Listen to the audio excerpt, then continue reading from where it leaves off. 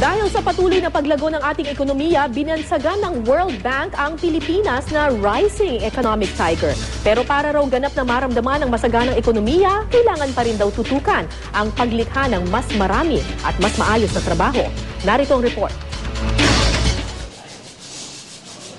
Mahigit 20 taon ng construction worker si Buboy Salvador, pero ngayon lang daw siya nagkaroon ng sunod-sunod na proyekto. Hindi raw niya malilimutan ang panahong nabakante siya sa trabaho tulad noong 2009, kung kailan hanggang 6 na buwan siyang wala ni isang proyekto. Dati ma'am, pag nawalan ka, wala. Hahanap ka talaga, minsan, miski naghahanap ka, wala ka talaga makita. Hindi ka tulad ngayon, kumbaga naghahanap ka sa'yo, amo na eh. Budget, kumbaga ma'am, kumakain ka ng baboy, medyo tuyo muna pag wala. Pero ngayon, medyo pag may di nagmamanti-manti ka ang uso mo, di ba? Parang ganun eh. Sabi ng mga eksperto, talaga raw may construction boom sa Pilipinas ngayon, epekto ng lumalago umano nating ekonomiya.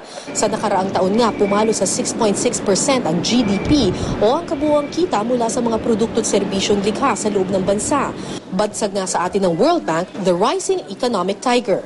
Philippines is no longer the sixth man of East Asia, but the rising tiger. I think it's true that the country is looking better than it has in a long time. There are many things going in our favor. But the foundation of all this is good governance. It has really taken root, this idea of the president na daang matuwid, and kung walang korap, walang mahirap. Siguro by the end of this president's term, we can declare, yes, we've made it. By 2015?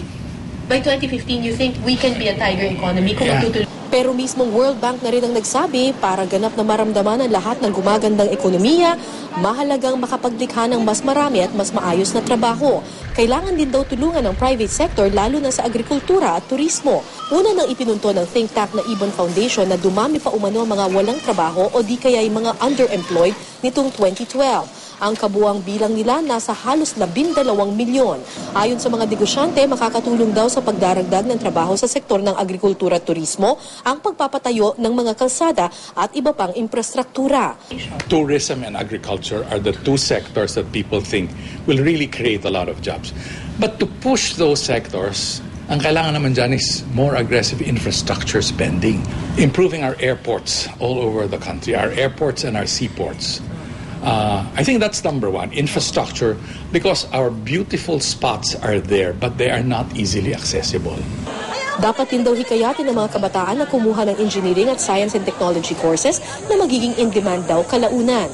Kailangan din daw patatagin pa ang BPO sector na nakikita nilang major growth sector. Pero sa huling suma, ang tunay na sukatan ng malagong ekonomiya ay kung nararamdaman ito ng lahat, mayaman man o mahirap.